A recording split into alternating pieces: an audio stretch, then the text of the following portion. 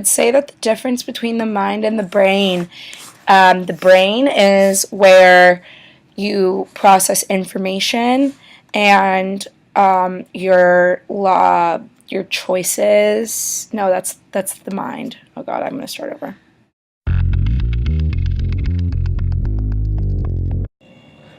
Well, personally, I think that the main difference between not the body, the brain, damn it,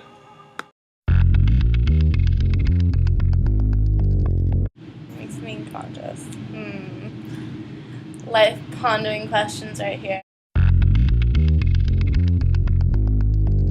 This teletransporter could malfunction or, you know, blow up.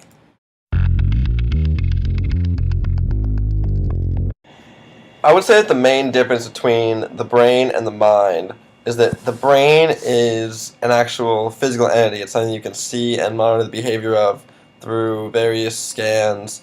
And also, the brain's responsible for what we do, our behaviors, our emotions. Those are all direct results of the brain. Whereas the mind, on the other hand, is something less physical. It's something you can't really see what it is or what it does. And I would say, at the same time, the mind deals with more of one's thoughts, and that the mind provides someone with a sense of self-awareness. So Your mind is connected to your brain, but I feel as if they serve different purposes. I think everything informational and logical takes place in the brain, and your feelings, emotions, and everyday interactions are in the mind. The brain is a concrete and extremely vital organ that enables us to carry out bodily functions, whereas the mind, simply put, is an abstract thought. It's not concrete, obviously. I would say that consciousness is a portion of the mind. It's something non-physical, like in the fact that you can't see it.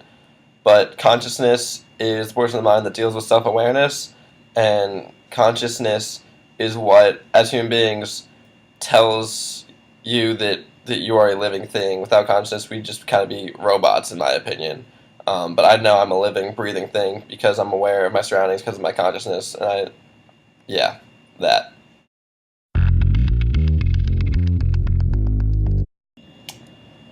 It's interesting what makes a being conscious because as a human, you can't know what anybody else is like other than you. What makes it being conscious is its ability to process thoughts and actions in a way that means something to them.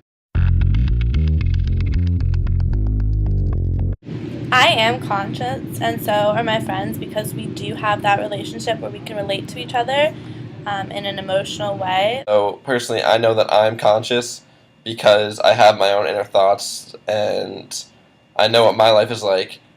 And because of this, I know I'm a conscious living being. Whereas there's no way to know if everyone around me and all the animals around me are just going through the same experience I have. Like, for all I know, they could be robots with no inner thoughts or dialogue, and they don't have that conscious. So you're able to know that you're conscious through the mind to being able to think, but you can't ever know if anybody else goes through this same process and if consciousness exists for other people.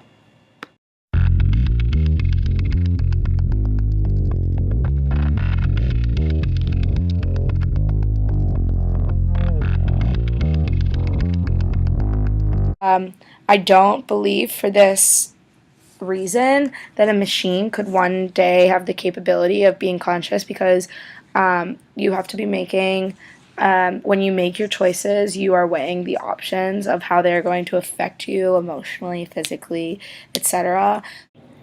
Personally, I don't think that machines will have the capacity to be conscious if programmed, simply because we human beings cannot recreate a biological brain, since we aren't God or a deity of supernatural power.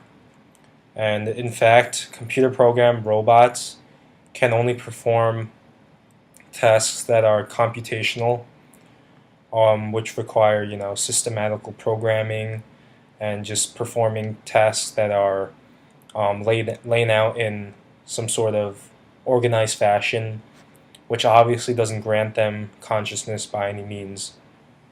So even if we make one or fabricated one, it's still never going to be the same as a human's brain. I don't think that a machine could ever be programmed to be conscious like a human is. So a machine won't be able to be programmed to be fully conscious, as they can be programmed to have set parameters for feelings, but this will only create an illusion of consciousness. They won't be truly conscious. Where conscious isn't like a physical thing, you can't like attribute out to one thing that you could program into a robot and then it would have that quality. It's more of like it's kind of like a unique phenomenon in the sense that it's unique to individuals and it can't be like passed on. So hypothetically, let's say that there were a teletransporter that could transport me to Mars. It would do this by destroying all my cells and then instantly duplicating them on Mars. If this were the case, I would not get in the teletransporter. First of all, I have no desire to go to Mars, and it sounds really scary. But also, there seems something artificial about a machine destroying all of your like innateness, all of your cells, and duplicating them somewhere else. Like I feel like the second regeneration, it wouldn't be you. It would be a machine like copy of you, and then I don't know. I would feel dirty afterwards. Like it wouldn't feel like me. So I would not get in the teletransporter. I'm going to stay here on Earth. Thank you.